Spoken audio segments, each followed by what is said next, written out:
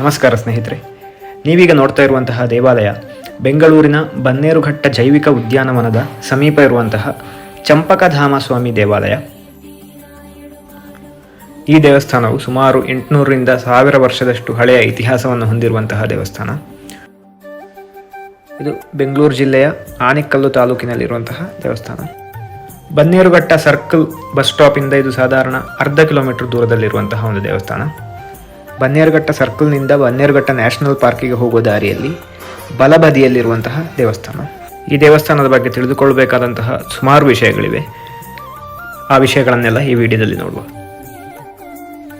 ಇವತ್ತು ಸೋಣೆ ಶನಿವಾರ, ಹಾಗೆ ಸುಮಾರು ಜನ ದೇವಾಲಯಕ್ಕೆ ಭೇಟಿ ನೀಡ್ತಾ ಇದ್ದಾರೆ.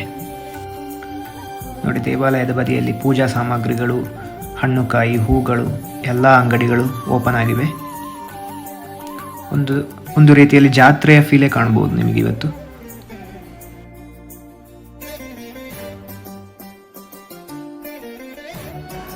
ನೋಡಿ, ಇಲ್ಲಿರುವ ಕೆತ್ತನೆಗಳನ್ನೆಲ್ಲ ನೋಡಿದರೆ ಇದು ಹೊಯ್ಸಳರ ಕಾಲದ ದೇವಾಲಯ ಅಂತ ನಮಗೆ ಸ್ಪಷ್ಟವಾಗಿ ಅರ್ಥ ಆಗುತ್ತೆ.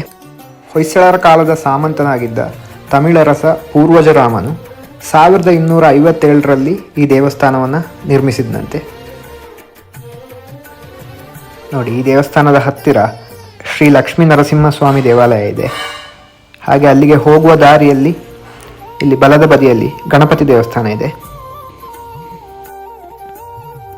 ನೋಡಿ, ಲಕ್ಷ್ಮೀ ನರಸಿಂಹಸ್ವಾಮಿ ದೇವಾಲಯಕ್ಕೆ ಹೋಗಬೇಕಿದ್ರೆ ಈ ಸುವರ್ಣಮುಖಿ ಬೆಟ್ಟವನ್ನು ಹತ್ತಿಕೊಂಡು ಹೋಗಬೇಕು. ಸಾಧಾರಣ 150ರಿಂದ 200 ಮೆಟ್ಟಿಲುಗಳನ್ನು ಹತ್ತಿ ಮೇಲಕ್ಕೆ ಬರಬೇಕು. ಈ ಜಾಗದಲ್ಲಿ ಬರುವಾಗ ಸ್ವಲ್ಪ ಎಚ್ಚರಿಕೆಯಿಂದ ಬಂದಿ, ಯಾಕಂತ ಹೇಳಿದರೆ ಇಲ್ಲಿ ಸುಮಾರು ಸಂಖ್ಯೆಗಳಲ್ಲಿ ಮಂಗಗಳನ್ನು ಕಾಣಬಹುದು. ನೋಡಿ, ದಾರಿ ಮಧ್ಯೆ ಚಂಪಕಧಾಮ ದೇವಸ್ಥಾನ ತುಂಬ ಸುಂದರವಾಗಿ ಕಾಣ್ತಾ ಇದೆ. ನೋಡಿ, ನಿಮಗಿಲ್ಲಿ ಒಳ್ಳೆಯ ವ್ಯೂ ಕಾಣ್ಬೋದು. ನೋಡಿ, ಈಗ ಆಲ್ಮೋಸ್ಟ್ ಅರ್ಧದಷ್ಟು ಬಂದಿದ್ದೀವಿ. ನೋಡಿ, ಅಲ್ಲಿ ದೂರದಲ್ಲಿ ಲಕ್ಷ್ಮೀ ನರಸಿಂಹಸ್ವಾಮಿ ದೇವಸ್ಥಾನ ಕಾಣ್ತಾ ಇದೆ. ನೋಡಿ, ಸಂಜೆ ಹೊತ್ತಿನಲ್ಲಿ ಬಂದರೆ ಇಲ್ಲಿನ ವ್ಯೂ ಅಂತೂ ಸಖತ್ತಾಗಿದೆ. ಆಲ್ಮೋಸ್ಟ್ ಇಡೀ ಬೆಂಗಳೂರು ಕಾಣಿಸುತ್ತೆ.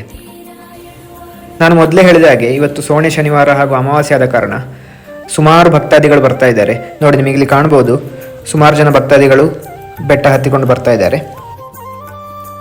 ನೋಡಿ, ನನಗಿಲ್ಲಿ ಒಂದು ವಿಷಯ ಇಷ್ಟ ಆಗಲಿಲ್ಲ.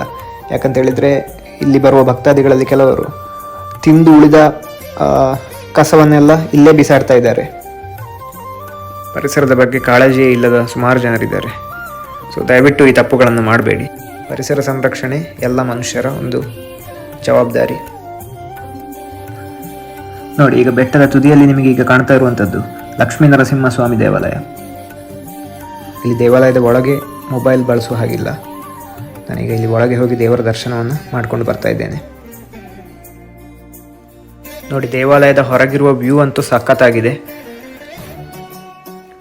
ಪ್ರಕೃತಿಯ ಜೊತೆ ಬೆರೆಯಬಹುದಾದಂತಹ ಒಂದು ಸುಂದರ ಜಾಗಗಳಲ್ಲಿ ಒಂದು ಅಂತ ಹೇಳ್ಬೋದು.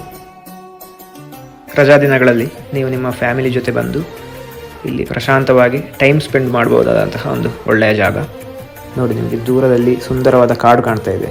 ಹಾಗೆ ಇಲ್ಲಿ ಕಾಲು ದಾರಿಯನ್ನು ಕಾಣ್ಬೋದು. ಇದು ಸುವರ್ಣಮುಖಿ ಕೊಳಕ್ಕೆ ಹೋಗುವಂತಹ ದಾರಿ. ಈಗ ಸಂಜೆಯ ಸಮಯ, ಹಾಗೆ ಇಲ್ಲಿ ಹತ್ತಿರದಲ್ಲಿ ಕಾಡಿರುವ ಕಾರಣ ನಾವಿಲ್ಲಿಗೆ ಹೋಗುವ ಧೈರ್ಯ ಮಾಡಲಿಲ್ಲ. ಬನ್ನೇರುಘಟ್ಟದಿಂದ ಕೆಲವು ವನ್ಯಜೀವಿಗಳು ತಪ್ಪಿಸಿ ಬಂದ ಕೆಲವು ಉದಾಹರಣೆಗಳಿವೆ. ಆದ ಕಾರಣ ನಾವಿಲ್ಲಿಗೆ ಹೋಗುವ ಧೈರ್ಯ ಮಾಡಲಿಲ್ಲ. ನೋಡಿ, ಕೆಲವು ಸ್ವಂತ ವಾಹನವನ್ನು ಇಲ್ಲಿ ಪಾರ್ಕ್ ಮಾಡಿದ್ದಾರೆ. ಚಂಪಕಧಾಮ ದೇವಸ್ಥಾನಕ್ಕೆ ಬಾರದೆ ಕೂಡ ಇಲ್ಲಿಗೆ ಡೈರೆಕ್ಟಾಗಿ ಬರ್ಬೋದು. ಫೋಟೋಗ್ರಫಿ, ವಿಡಿಯೋಗ್ರಫಿ ಎಲ್ಲ ಮಾಡಲಿಕ್ಕೆ ಒಂದು ಒಳ್ಳೆಯ ಜಾಗ. ಹಾಗೆ ನಾವಿಲ್ಲಿ ಕೆಲವು ಫೋಟೋಗಳನ್ನು ತೆಗೆದ್ವಿ.